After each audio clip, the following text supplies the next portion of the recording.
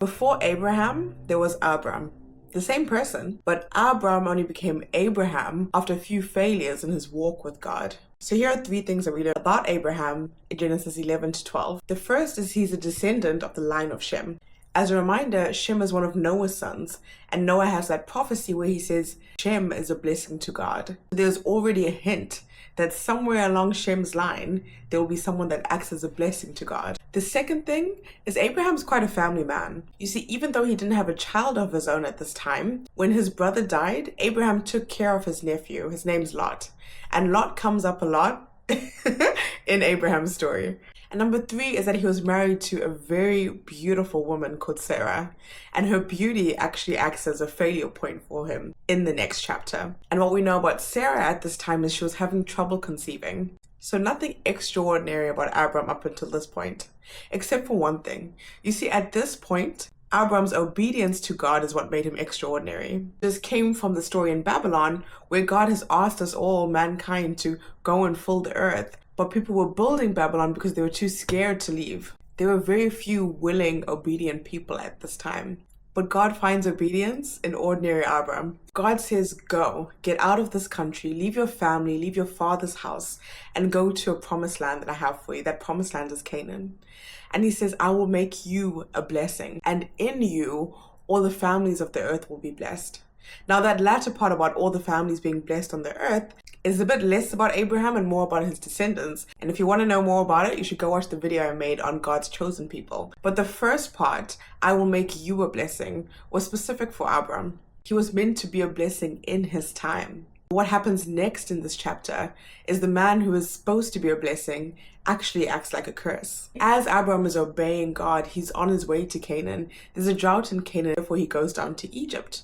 And when he's in Egypt, he says to Sarah, you're so beautiful that these people are going to kill me because of you. And therefore, just say you're my sister to save my life. Now, of course, Sarah wants to save her husband, and she does. But let's be clear, he's putting her in a very dangerous situation. Do you know what they did to women who were considered adulterers in this time? He's effectively saying, risk your life to save mine. If they found out that she was actually married, they would kill her too. So Abram was being a terrible husband, but this isn't the curse we're talking about. So what happens in Egypt is Pharaoh sees Sarah, this beautiful woman, and he's like, oh, you're single? Come be my wife. But God intercedes for Sarah. He protects Sarah, and therefore he sends plagues upon Pharaoh's house. Pharaoh realizes this, and he realizes that it's because this woman came into his house, realized that this woman is not single, and so he returns her to Abram, and he says, what have you done? Here we have this man, Abram, who is supposed to be a blessing, acting in the opposite way, deceiving an innocent man, at least a man innocent of this specific crime. In fact, what's even worse is because Abram had said that he's her brother, the Pharaoh had paid a very, very, very handsome bride price for Sarah. That means Abram had inherited sheep and oxen and cattle and slaves. Inherited a whole bunch of wealth off of this deceit. It seems like God doesn't have a direct response for Abram at that time, but there are consequences in this. You see, yes, he inherits a lot of wealth, but he also inherits 2 problems at that time.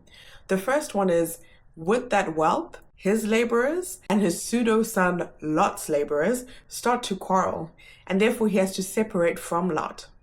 Now, where does Lot go after that?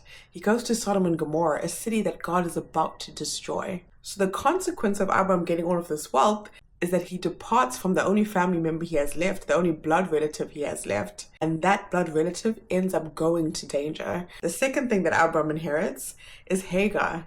You see, when Abram inherits Egyptian slaves from Pharaoh, Hagar is one of those slaves, and Hagar becomes the point of pain in his marriage to Sarah.